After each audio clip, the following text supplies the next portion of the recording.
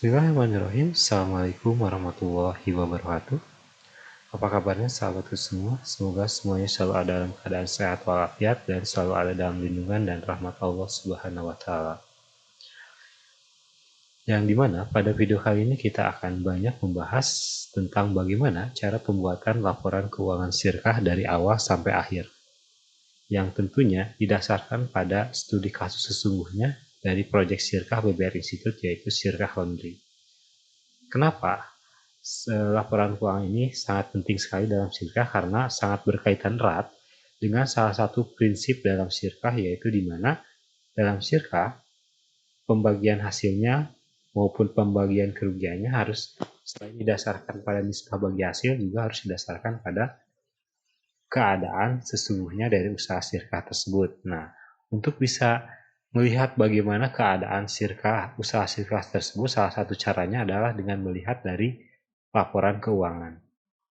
Nah, dalam pembuatan laporan keuangan ini, saya menggunakan beberapa alat bantu. Salah satunya adalah Microsoft Excel dan juga software akuntansi dari Mayom Accounting. Langsung saja ya, kita akan lihat bagaimana proses pembuatan laporan keuangan Sirkahnya.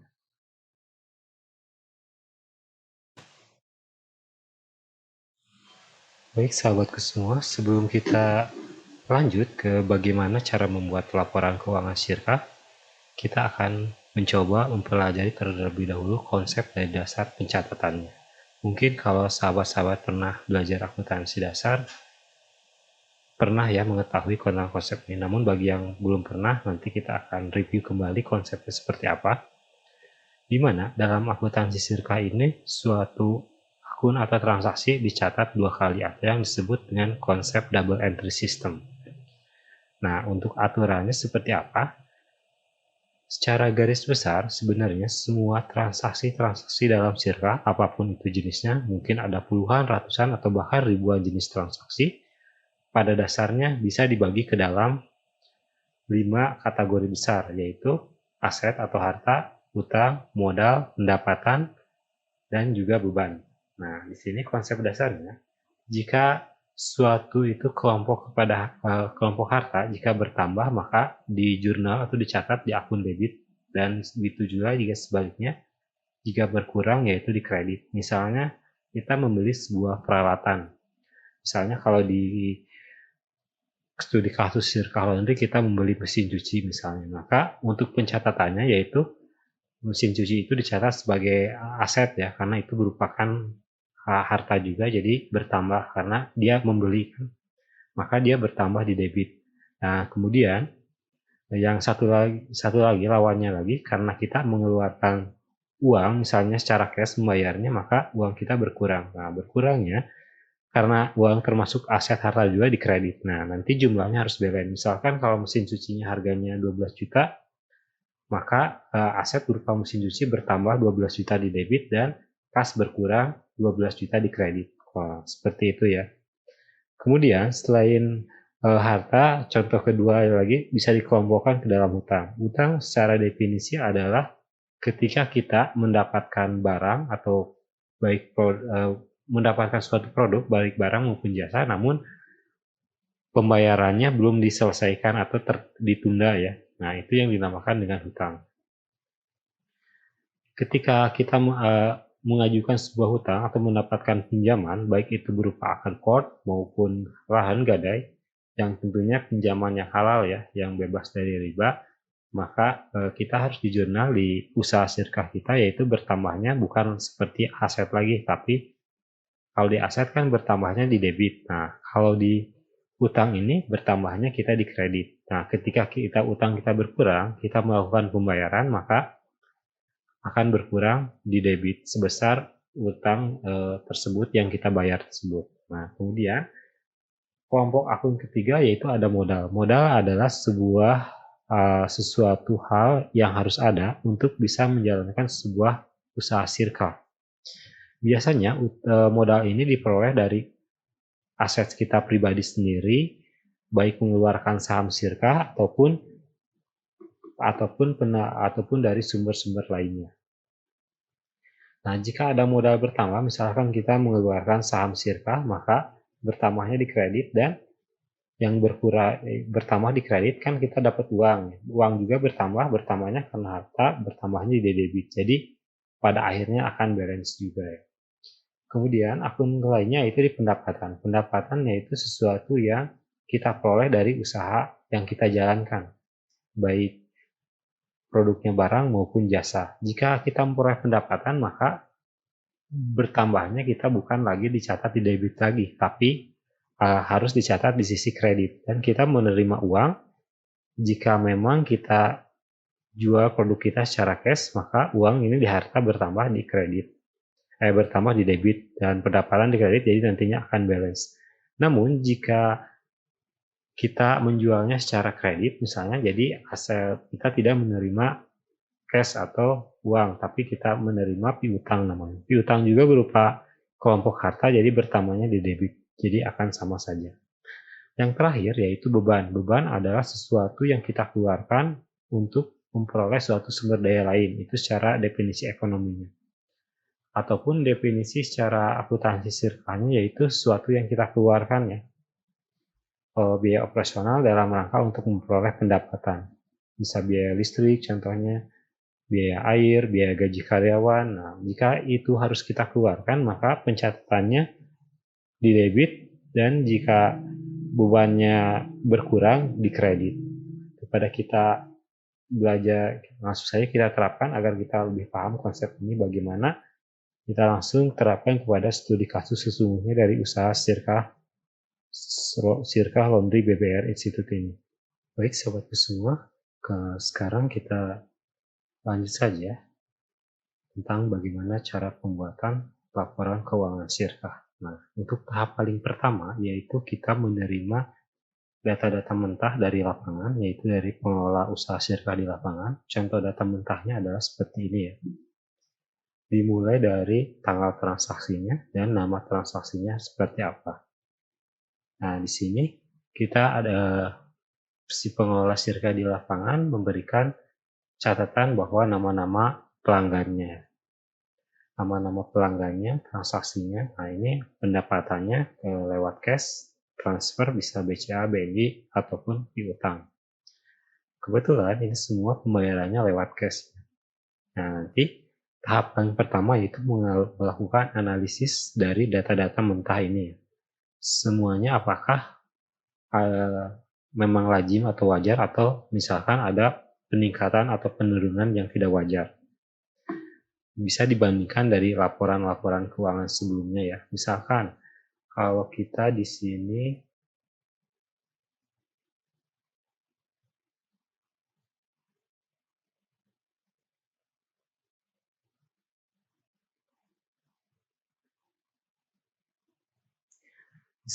kalau kita ambil saja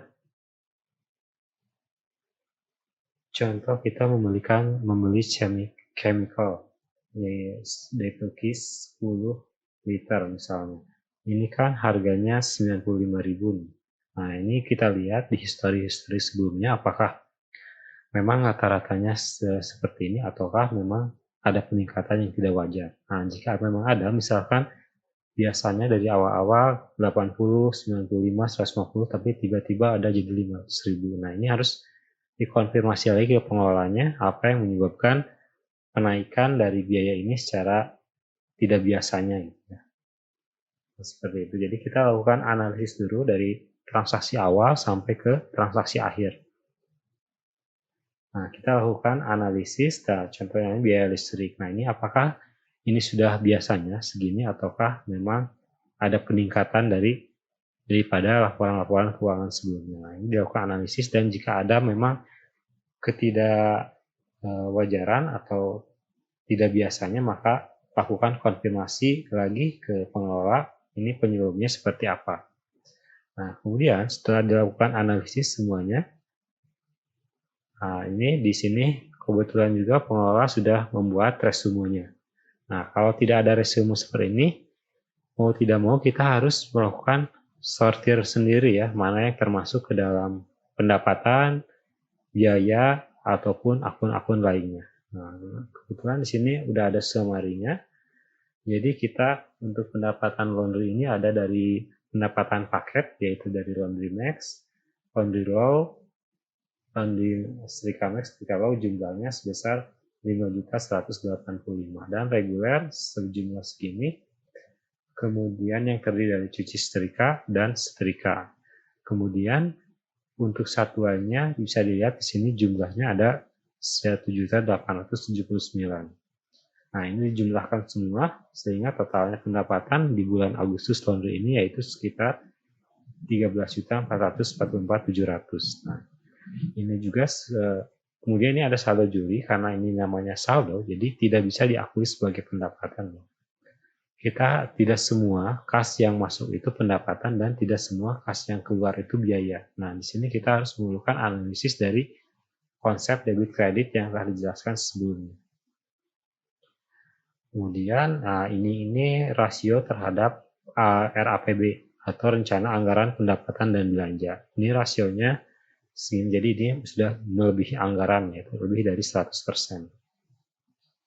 Nah, kemudian yang lainnya ini kita pengeluarannya dari rangkuman ini kita untuk biaya sewa kios atau sewa tempat 2 juta, untuk pengeluaran gaji leader, BBM kurir, dan ini akun-akun biaya lainnya dijualkan ada 11.375.000. Jadi secara kasarnya kita net profitnya sekitar 2.069.700, sedangkan di RAB targetnya itu harus di RAB itu sekitar 3.986.000, sehingga pencapaian terhadap anggaran yaitu sekitar 52%. Nah, ini baru data mentah ya, karena kita tidak mungkin mengirimkan atau menerbitkan laporan keuangan seperti ini kepada investor, karena standar dari laporan keuangan itu harus ada namanya neraca, laporan laba rugi, laporan bagi hasil atau perubahan modal, dan laporan arus kas, dan juga catatan atas laporan keuangan. Maka catatan mentah ini yang diperoleh dari pengelola ini kita akan olah kembali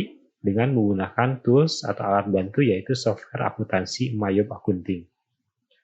Langsung saja kita nanti buka software Mayob Accounting-nya seperti apa.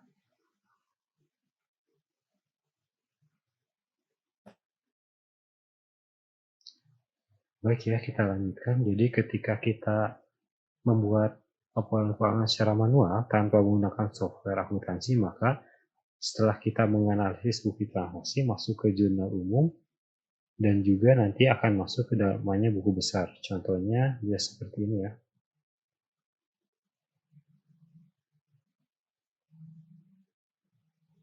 Nah, ini contoh dari buku besar yaitu pengelompokan dari semua akun-akun. Misalnya akun kas nih, dikelompokkan dari semua transaksi jurnal umum tersebut, transaksinya seperti apa. Begitu juga akun-akun yang lainnya. Ada pendapatan, biaya sewa kios, gaji leader. Nah, ini yang namanya dengan buku besar.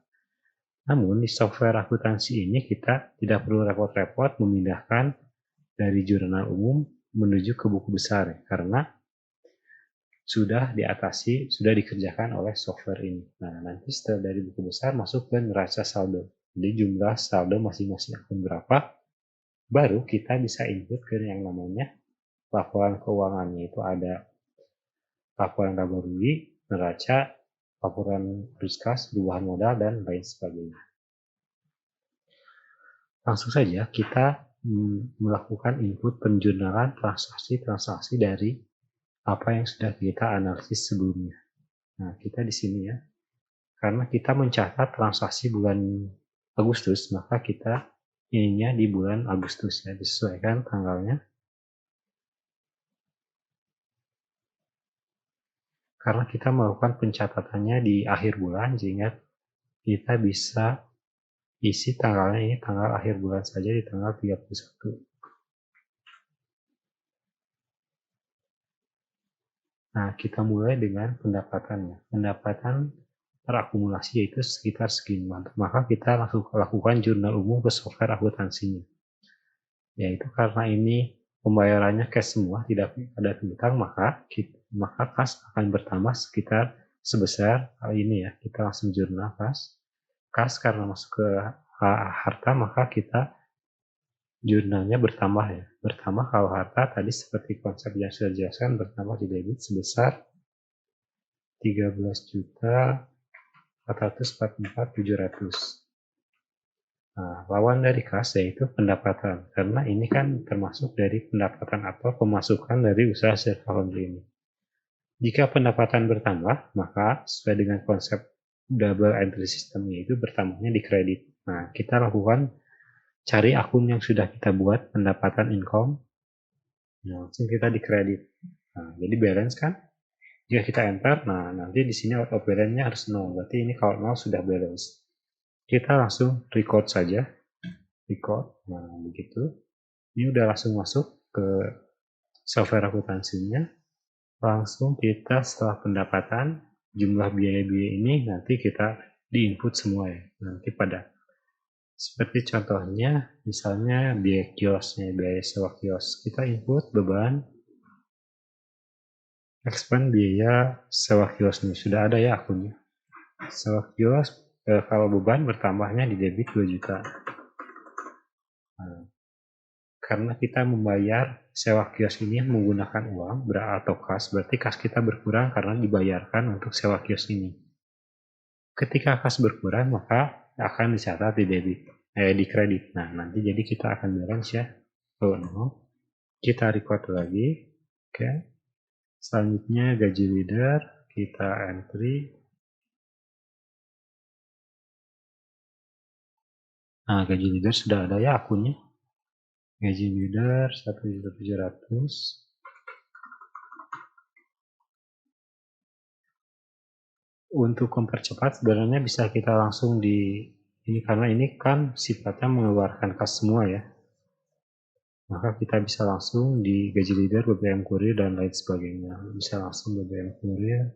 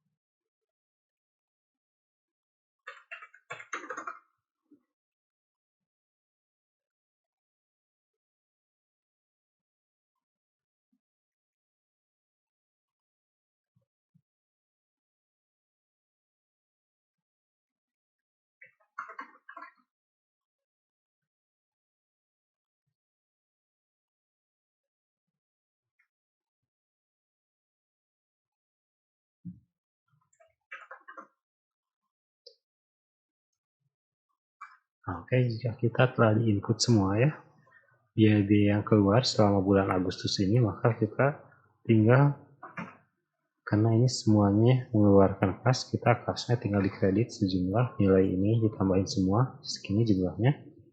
Kalau kita enter 0 sudah balance, langsung kita record saja ya.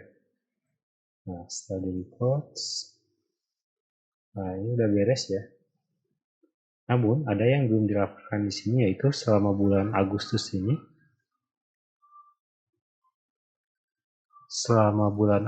ini, ada penerbitan saham baru yang dibeli oleh Sohibul Mal atau investor, yaitu di sini atas nama yang tidak tercatat itu atas nama Bandi dan Pasidik, yaitu sebesar 100 lembar atau 1 juta masing-masing 500.000. Maka kita catat di sini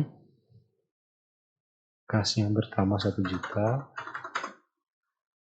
Di sini equity ya, lawannya modal circle nanti bertambah 1 juta.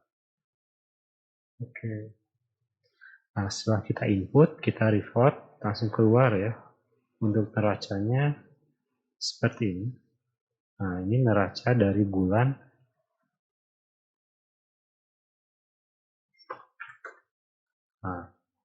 sampai bulan Agustus ya. Ada 18 kas jumlahnya segini.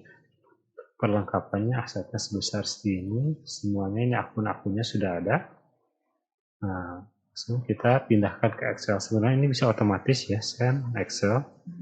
Namun karena error, jadi kita harus manual. Nah, kita sekarang mulai ke Excel. Kita buka Excelnya.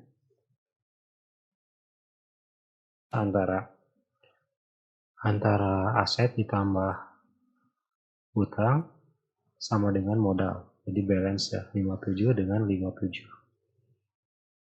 Nah ini, dalam neraca ini harus balance seperti ini. Kalau tidak balance seperti ini berarti ada kesalahan yang masih harus diperbaiki lagi. Nah, ketika balance, kita langsung masuk ke laporan laba rugi ya. Kita close dulu. Kita masuk ke laporan ini. Kita ubah tanggalnya.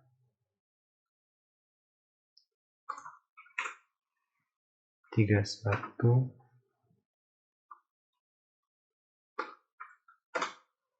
Oke.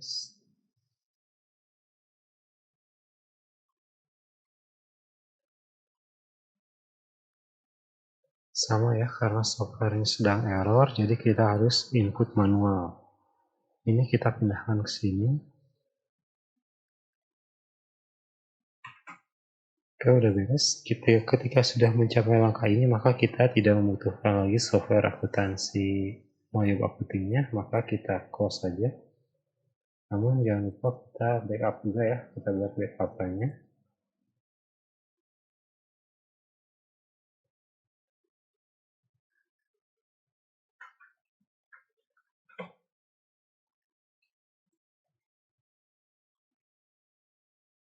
Nah, kita sekarang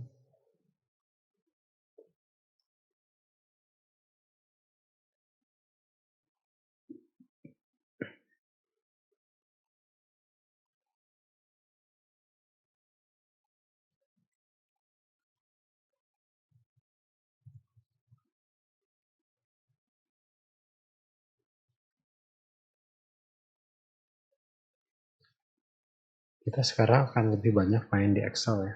Kita langsung, ini sebenarnya udah jadi, neracanya udah jadi, laporan laba ruginya udah jadi, tinggal kita convert ke PDF.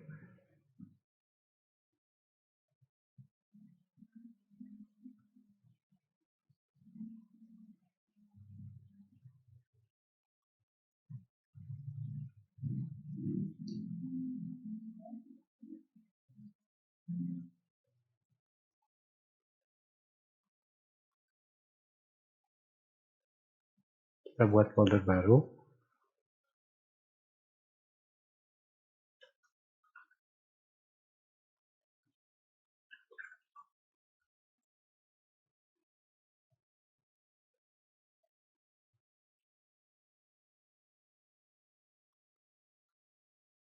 Nah, ini udah jadi ya. Ini sebenarnya udah siap untuk diterbitkan ke investor.